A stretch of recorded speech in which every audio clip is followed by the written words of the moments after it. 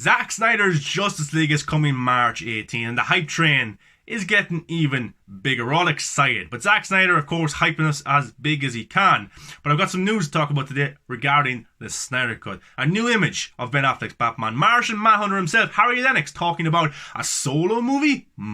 Zack Snyder's Justice League will be R-rated. And Jared Leto, yet again, praising Zack Snyder. Let's get into the first thing, guys, which is this awesome image that Zack Snyder released last night. A new shot of Ben Affleck's Batman, his return as the Dark Knight, which was shot with the additional photography a few months ago. Awesome stuff. But this image here, guys, as you can see, it's kind of down some narrow hallway. I think it's in the Knightmare timeline, and it's in black and white, and it's the back of Ben Affleck's Batman. I don't know what's going on. I'm sure it's related to the Joker image that we got to see the other day. I'm sure it's related to the Joe Manganiello scene where he's looking over his shoulder. That Knightmare timeline where you've got the heroes and the villains teaming up to fight a greater evil. Now, Zack Snyder did confirm in the comments this is a new shot that he shot with the addition of photography, and it's not from the original Snyder Cut movie, and it's not from Batman v Superman. This is a brand new shot, a brand new look, and it's badass. The return of Ben Affleck is going to be extraordinary, and hopefully it leads to more Ben Affleck's Batman in the future. But this image here, I don't know what's going on. Are we going to get a hallway scene like Daredevil got, where Batman is just beating down guys in this narrow hallway? Or is this the underground base where Joker and Joe Manganiello are? Or is this where Jared Leto's Joker is hiding out and Batman has to go down and persuade Joker to help, maybe provide guns? Now, I do have a theory about the Knightmare timeline. I do. My theory is that we see different versions of the Knightmare timeline. In Batman v Superman, we got to see Flash go back and say, Lois Lane is the key. You were always right about him. You know, that was Flash using the Speed Force to go back in time to warn Bruce about a greater evil, about a threat, about something that could end up happening and be the end of the world.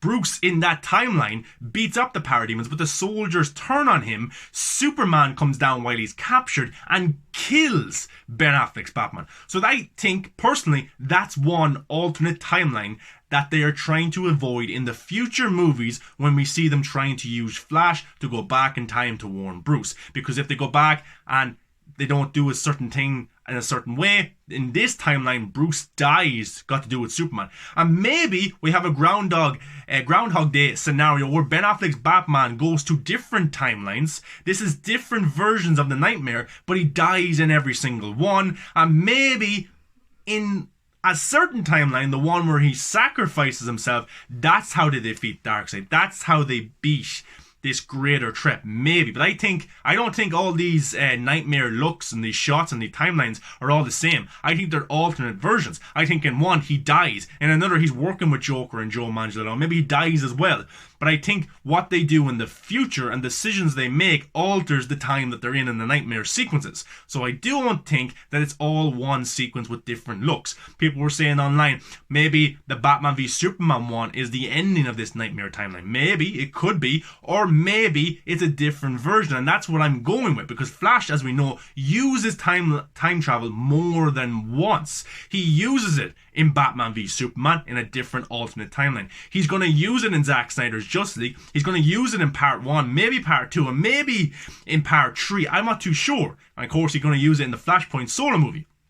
But I think each time he does that, he alters and changes something different. And it ends up being a different Knightmare timeline. Maybe in this one, in the Justice League movie, he's working with Jared Leto's Joker. He's working with Joe Manganiello. And maybe that's why Jared Leto's Joker doesn't have the tattoos. Maybe because there's a different version of that timeline. I don't know, I could be wrong, but I don't think it's the same continuous Knightmare sequence. And that's just me. You might disagree. There was some loads of good points on Twitter last night when I brought this up that I think it's different versions and Batman dies in every single one. But people counter-argued and said, no, I think this is just different looks at that Knightmare timeline. And that could be 100% right. That's just my theory about the whole thing, but what do you guys think? Now, speaking of Zack Snyder's Justice League, it's been announced that the film is going to be R-rated. We know that Batman drops an F-bomb. We know that Wonder Woman may slice some heads off. We know that Steppenwolf axes people in half, which is going to be brutal.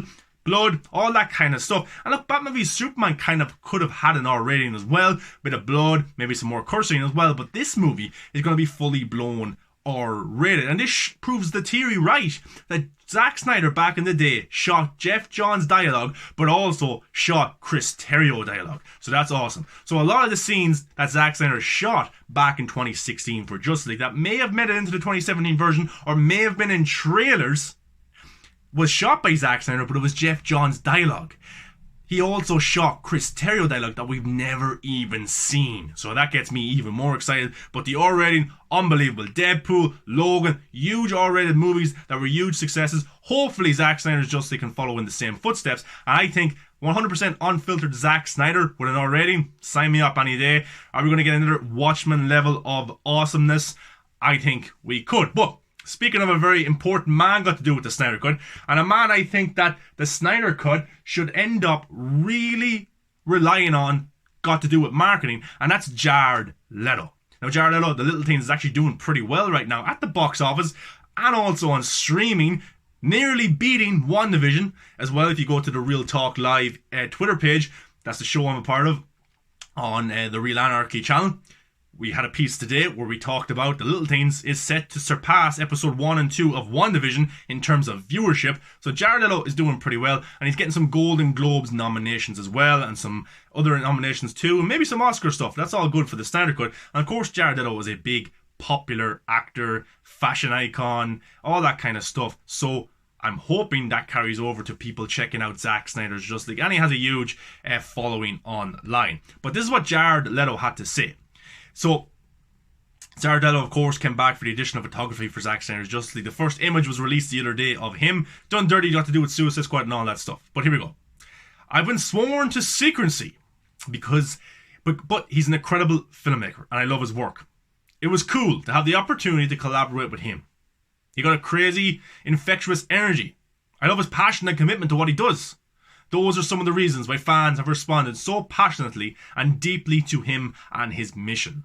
Because he's true to his word and really is intent on creating something special that he believes in. So that's pretty cool from Jared Leto there. He again praises Zack Snyder. And look, the thing is about Zack Snyder and his films, they're very artistic and they're very divisive.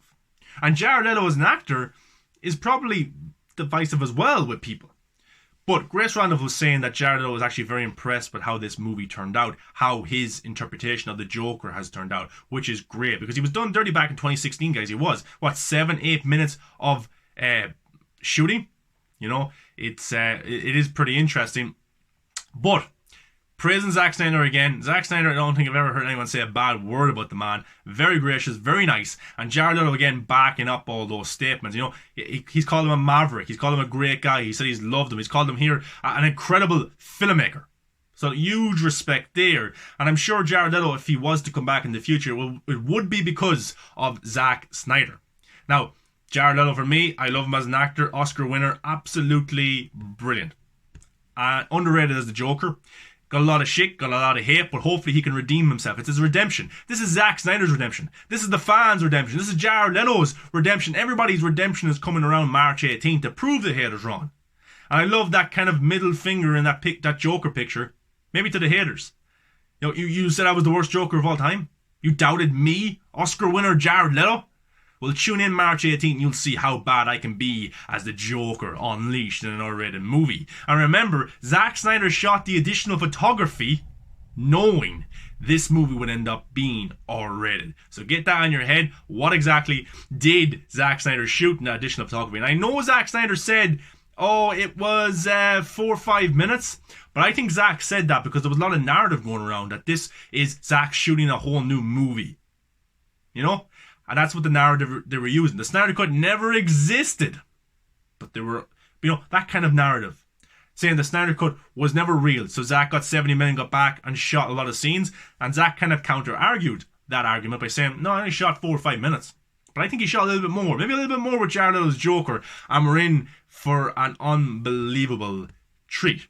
But another interesting character that we got to see in the 2017 version of Justice League was Harry Lennox as Martian Manhunter. Now, we have the Justice League right now. We have Batman, we have Wonder Woman, we have Flash, Cyborg, Superman. We have all those characters, and those are our Justice League. But people were speculating that the seventh member, remember that poster of Aquaman unite the seven? Who was the seventh hero? Who is it? Was it Adam? Was it Kite Man? Was it whoever? Green Lantern. Now people have said in the past, oh, Green Lantern is definitely this actor right here. It has to be. I don't think it is. I don't think we're going to see Green Lantern in this movie. I think we'll get a hint. I think we'll get a reference towards Hal Jordan, towards Green Lantern. Maybe Jon Stewart, actually. And I think if Zack gets to go back and do a part 2, that's the next member of the Justice League we could see. But right now, the next member of the Justice League is Martian Manhunter. Zack got to go back with Harry Lennox and shoot some scenes.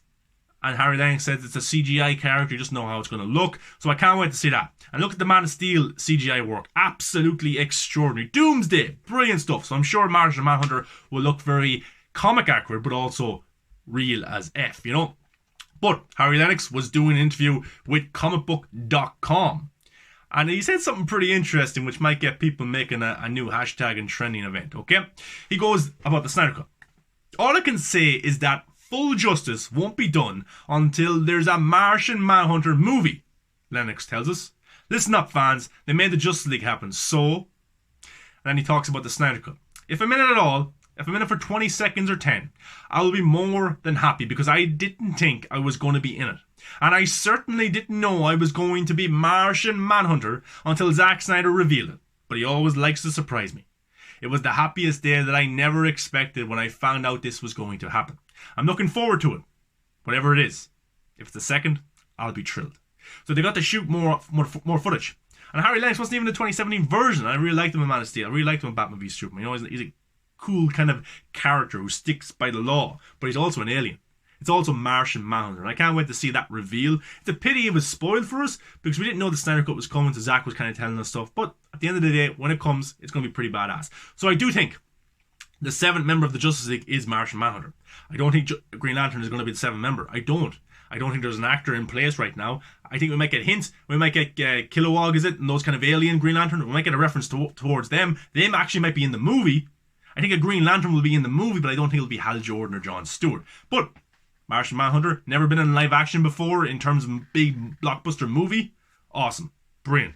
Introduced into the Justice League in some capacity. I don't know if it's going to have any action scenes. Maybe it's just a reveal for other Justice League movies, but he also wants his own movie, which would be pretty cool, wouldn't it? How unique of a story that would be. This alien that comes to Earth has to disguise himself as a human, gets in working for the government. Then he sees this kind of Superman being come to Earth, and he's like, wow, what's this? You know, so that's pretty cool. You could also do something interesting in a Man of Steel sequel.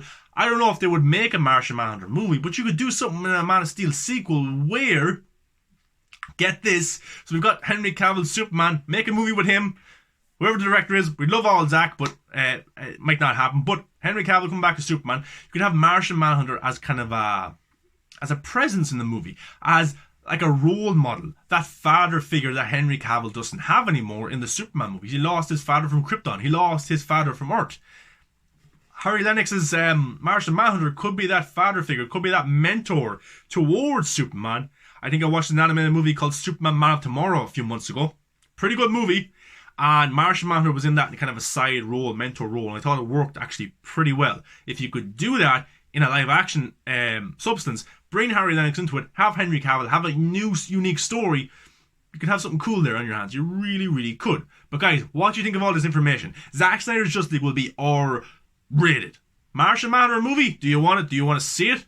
Jared Leto praising Zack Snyder again. And also that new look at Ben Affleck's Batman. I can't wait. I can't wait to see Joker and Batman interact again for the first time since the best comic book movie of all time, in my opinion, The Dark Knight. Guys, like, comment, subscribe. Let me know your thoughts below. Follow me and all this stuff as well. And have a good day. Interact with me. Talk about movies and some good stuff coming soon. Guys, see you in the next one.